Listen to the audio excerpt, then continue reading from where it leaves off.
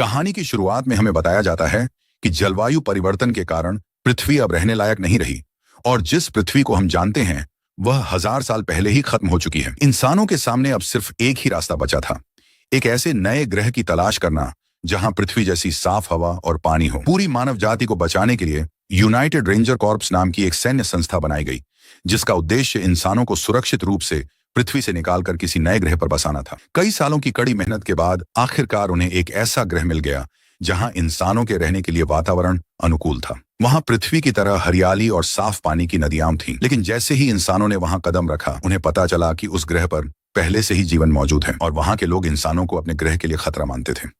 उन्हें लगा कि ये बाहरी लोग उनके ग्रह के साथ भी वही करेंगे जो उन्होंने अपनी पृथ्वी के साथ किया। इसी वजह से उन्होंने इंसानों को मारने के लिए खतरनाक राक्षस छोड़ दिए। इन राक्षसों को इंसानों ने अर्शा नाम दिया। अगर कोई इंसान डर जाता था तो उसकी मौत तय होती थी। ये राक्षस बार बार इंसानों को मार रहे थे और धीरे धीरे उनकी संख्या इतनी कम हो गई कि अगर कोई समाधान नहीं मिलता तो मानव जाति का नामो निशान मिट जाता। लेकिन डरने की कोई बात नहीं थी, क्योंकि 1000 साल तक उनसे लड़ने के बाद आखिरकार इंसानों को इस खतरे का हल मिल गया। साइफर रेज नाम के एक सैनिक ने पता लगाया कि ये राक्षस सिर्फ डर को महसूस करके अपने शिकार को ढूंढते हैं, यानी अगर कोई नहीं डरेगा तो ये राक्षस किसी पर हमला नहीं कर पाएंगे। साइफर वह पहला इंसान बना जिसने अपने डर पर काबू पा लिया। धीरे धीरे उसने अपने जैसे कई सैनिकों को ट्रेनिंग दी। साइफर की अगुवाई में उन सैनिकों ने सभी राक्षसों का सफाया कर दिया और फिर इंसानों ने उस ग्रह पर कब्जा कर लिया। इंसानों को अपना नया घर मिल गया, लेकिन उन्होंने वहां के लोगों के साथ भी वही किया जो वे हमेशा से करते आए थे। इंसानों ने उन्हें मार डाला। इसके बाद कहानी वर्तमान समय में आ जाती है, जहां हम कुछ लोगों को देखते हैं जो रेंजर बनने के लिए कड़ी ट्रेनिंग कर रहे होते हैं। उनमें से एक है किटाई, जो और कोई नहीं बल्कि खुद कमांडर साइफर रेज का बेटा है। किटाई ने तय कर लिया था कि वह एक महान रेंजर बनेगा और उन राक्षसों को खत्म करेगा। उसके अंदर यह नफरत उसकी बहन की वजह से थी,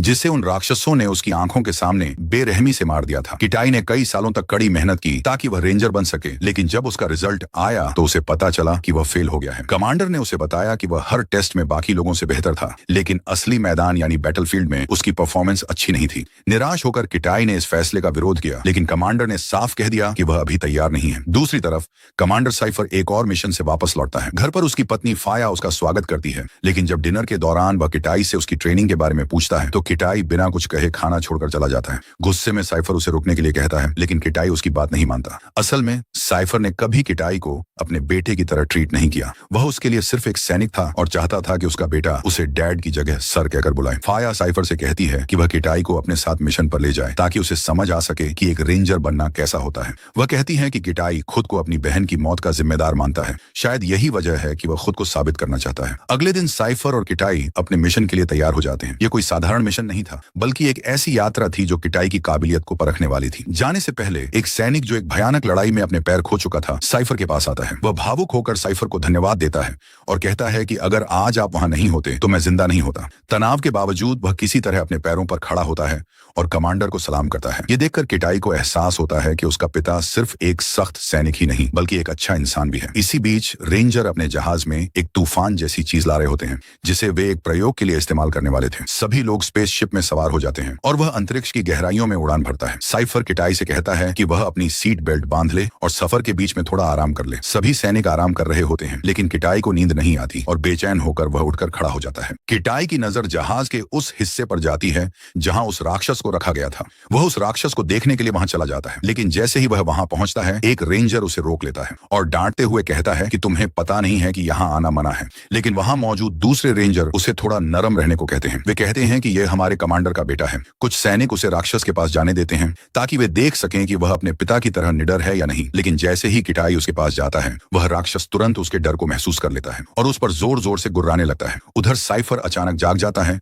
और उसे एहसास होता है कि कुछ गलत है। किटाई जल्दी से वापस अपनी सीट पर आकर खुद को कसकर बांध लेता है। तभी साइफर पायलट से पूछता है कि क्या आसपास कोई एस्टेरॉयड है। शुरुआत में कुछ दिखाई नहीं देता, लेकिन थोड़ी ही देर में स्पेसशिप के स्कैनर एक तेज एस्टेरॉयड तूफान का सिग्नल पकड़ लेते हैं। अचानक एस्टेरॉयड्स का तूफान शुरू हो जाता है। बड़े बड़े पत्थर जहाज से टकराने लगते हैं, जिससे जहाज बुरी तरह हिलने लगता है। अंदर सब कुछ हिल रहा होता है और किटाई अपनी सीट से बंधा हुआ कांप रहा होता है। तभी साइफर तुरंत आदेश देता है कि जहाज को वर्महोल में ले जाया जाए। उसे ऐसा करने की अनुमति नहीं थी, लेकिन सबकी जान बचाने के लिए उसे यह कदम उठाना पड़ा। पायलट किसी तरह जहाज को उस तूफान से बाहर निकाल लेता है, लेकिन जहाज बुरी तरह क्षतिग्रस्त हो चुका होता है। अब आगे उड़ान भरना नामुमकिन था। वर्महोल से बाहर निकलने के बाद वे एक ऐसी जगह पहुंच जाते हैं जहां उन्हें नहीं होना चाहिए था। पायलट पता लगाते हैं कि वे एक पुराने ग्रह के पास हैं और वह ग्रह था पृथ्वी। लेकिन अब यह वही पृथ्वी नहीं थी जिसे इंसानों ने 1000 साल पहले छोड़ा था। अब यह एक क्लास ए क्वारंटीन प्लेनेट बन चुकी थी। इंसानों के जाने के बाद पृथ्वी ने खुद को ठीक कर लिया था, लेकिन अब यहाँ रहना इंसानों के लिए किसी सजा से कम नहीं था। साइफर उन्हें उस ग्रह पर उतरने से मना करता है, लेकिन उनके पास कोई और रास्ता नहीं था। जैसे ही जहाज पृथ्वी के वातावरण में प्रवेश करता है,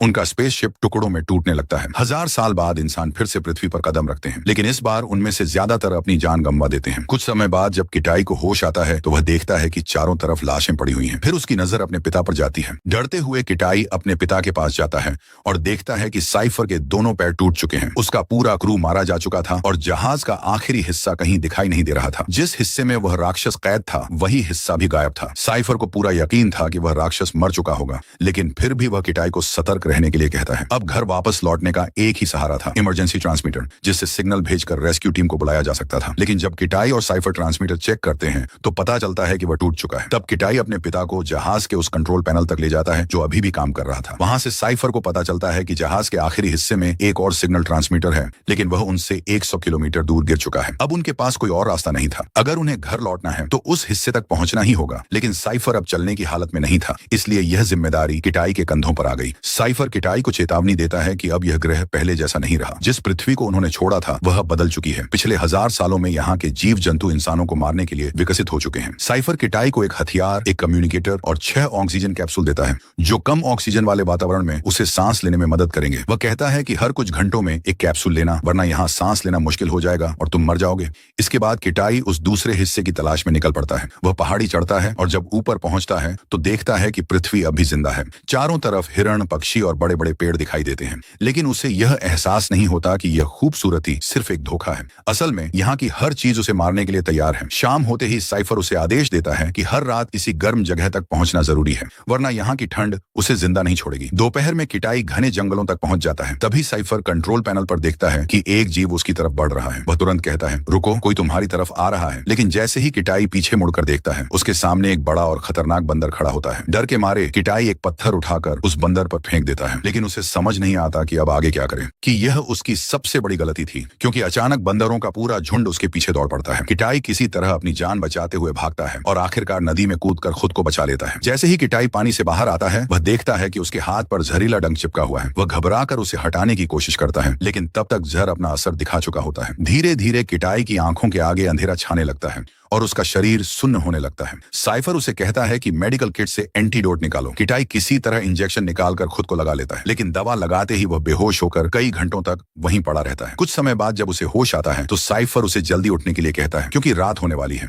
अगर वह समय पर किसी गर्म जगह तक नहीं पहुंचा तो ठंड उसे मार डालेगी। अब जहर का असर खत्म हो चुका था, जिसके बाद किटाई अपनी पूरी ताकत के साथ आगे बढ़ता है। दूसरी तरफ साइफर भी अपने पैरों का इलाज खुद करता है। वह दर्द सहते हुए अपनी नसों को कसकर बांधता है और खून का बहाव रोक देता है, लेकिन उसे पता था कि उसके पास ज्यादा समय नहीं है। कुछ घंटों बाद किटाई आखिरकार पहले चेक पॉइंट तक पहुंच जाता है। वह अपना सारा सामान चेक करता है और पाता है कि उसके 2 ऑक्सीजन कैप्सूल टूट चुके हैं। अब उसे जल्दी से ट्रांसमीटर तक पहुंचना होगा, वरना वह सांस नहीं ले पाएगा। अगर साइफर को यह बात पता चल जाती तो वह उसे तुरंत वापस आने के लिए कह देता। इसीलिए जब साइफर मिशन का अपडेट पूछता है तो किटाई झूठ बोल देता है कि यहाँ सब ठीक है। इसके बाद किटाई अपने पिता से पूछता है कि उन्होंने पहली बार घोस्टिंग तकनीक कैसे सीखी थी। घोस्टिंग एक ऐसी अवस्था थी जिसमें इंसान का डर पूरी तरह खत्म हो जाता है और तब वे राक्षस जो डर के सहारे शिकार करते थे इंसान को देख ही नहीं पाते। साइफर उसे बताता है कि जब उस पर हमला हुआ था तब उसने यह मान लिया था कि वह मरने वाला है और उसी पल उसका डर खत्म हो गया। पहली बार उसे महसूस हुआ कि राक्षस उसे देख नहीं पा रहा है। उसने उसी मौके का फायदा उठाया और उसे मार दिया। किटाई अपने पिता की बातों को ध्यान से सुन रहा था। धीरे धीरे उसकी आंखें भारी होने लगी और कहानी सुनते सुनते वह उनींदा हो गया। सुबह होते ही किटाई फिर से अपनी यात्रा पर निकल पड़ा।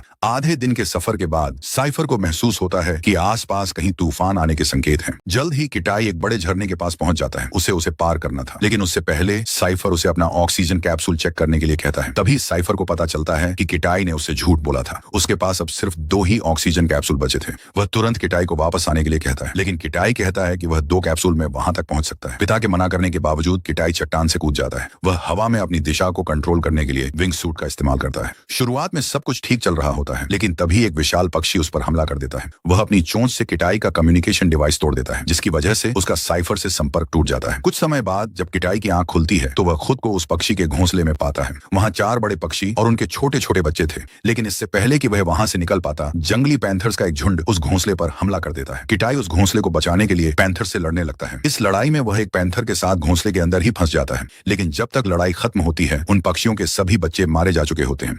वह बड़ा पक्षी उनके पास बैठकर रोने लगता है और इसी मौके का फायदा उठाकर किटाई वहां से भाग निकलता है। दूसरी तरफ साइफर अब अपने सैटेलाइट मॉनिटर से किटाई को ढूंढने की कोशिश कर रहा होता है, लेकिन उसे कुछ और दिखाई देता है। 2 रेंजर एक पेड़ पर लटके हुए थे। सिस्टम सिग्नल देता है कि इस इलाके में अर्शा मौजूद है, लेकिन किटाई इस खतरे से पूरी तरह अनजान होता है। रात होने पर वह एक गुफा में चला जाता है जहां वह ठंड से बचने के लिए आग जलाता है। अब उसे खुद ही रास्ता ढूंढना था। इसके बाद वह दीवार पर एक नक्शा बनाता है और तय करता है कि उसी रास्ते पर आगे बढ़ेगा। अगली सुबह किटाई देखता है कि वही पक्षी उसे लगातार देख रहा है, लेकिन वह उस पर हमला नहीं करता, मानो वह उसकी निगरानी कर रहा हो। दोपहर तक किटाई को सांस लेने में दिक्कत होने लगती है। इसके बाद वह अपना आखिरी ऑक्सीजन कैप्सूल भी इस्तेमाल कर लेता है। जल्दी पहुंचने के लिए वह लकड़ी का सहारा बनाता है और नदी के सहारे आगे बढ़ने लगता है। अब उसे जल्द से जल्द किसी गर्म जगह तक पहुंचना था, वरना ठंड उसे जमा देती। लेकिन साइफर की मदद के बिना वह एक सुरक्षित जगह ढूंढने के लिए संघर्ष कर रहा था। धीरे धीरे ठंड इतनी बढ़ जाती है कि चारों तरफ सब कुछ बर्फ में बदलने लगता है। अगली सुबह जब किटाई की आंख खुलती है तो उसे यकीन ही नहीं होता कि वह अभी भी जिंदा है। रात में किसी ने उसे सूखे पत्तों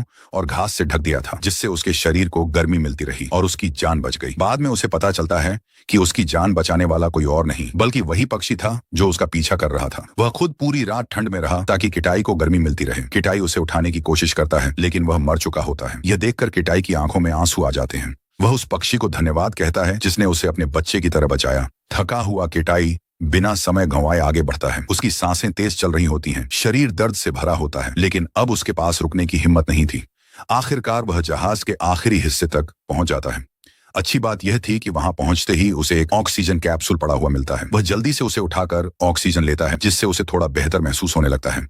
लेकिन तभी उसकी नजर उस पिंजरे पर पड़ती है जिसमें उस राक्षस को कैद किया गया था। क्रैश के कारण पिंजरा टूट चुका था, लेकिन वह राक्षस वहां नहीं था। किटाई का दिल तेजी से धड़कने लगता है। वह तुरंत ट्रांसमीटर उठाता है और जहाज के पैनल से अपने पिता को मैसेज भेजने की कोशिश करता है। दूसरी तरफ साइफर दर्द में होते हुए भी किसी तरह होश में था। जैसे ही उसकी नजर स्क्रीन पर अपनी बेटी की तस्वीर पर पड़ती है, वह गहरी सांस लेता है।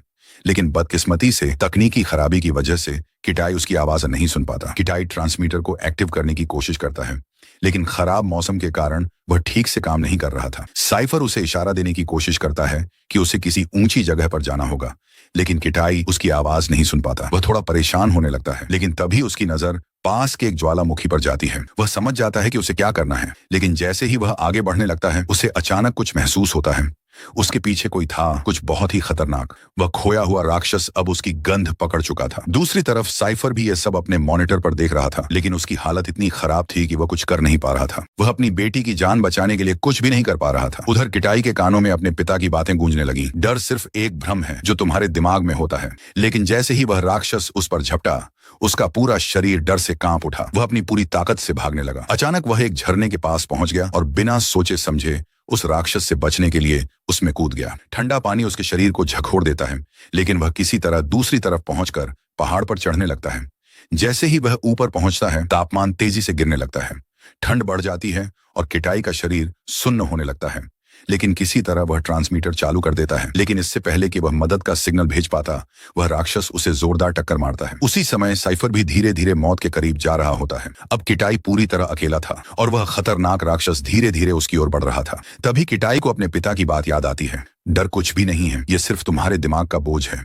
इसे हटा दो और तुम आजाद हो जाओगे। ये समझकर कि अब उसकी मौत टल नहीं सकती, वह अपनी आंखें बंद कर लेता है। उसी दौरान जैसे ही वह राक्षस किटाई के पास आता है, वह उस पर हमला नहीं करता और उसके पास से निकल जाता है। किटाई का मन पूरी तरह शांत हो चुका था। उसने अपने डर पर काबू पा लिया था। इसी वजह से वह राक्षस उसे देख ही नहीं पाया। शिकार की तलाश में वह इधर उधर हाथ मारता है, लेकिन डर के बिना वह अंधा हो चुका था। किटाई तुरंत अपनी तलवार निकालता है और उस पर कई वार करता है। इससे पहले कि वह राक्षस उसे पकड़कर ज्वालामुखी से नीचे गिरा देता, किटाई आखिरी वार करता है और उसे खत्म कर देता है। इसके बाद वह ट्रांसमीटर चालू करता है और मदद का सिग्नल भेज देता है। इस बार सिग्नल काम कर जाता है। कुछ ही घंटों में रेस्क्यू टीम उसे बचाने के लिए पृथ्वी पर पहुंच जाती है। किटाई पूरी तरह सुरक्षित था, लेकिन उसे सिर्फ अपने पिता की चिंता थी। वह दौड़कर उनके पास जाता है और देखता है कि उनकी सांसें अभी भी चल रही हैं। किटाई अपने पिता को कसकर गले लगा लेता है और कहता है, हमें घर चलना है।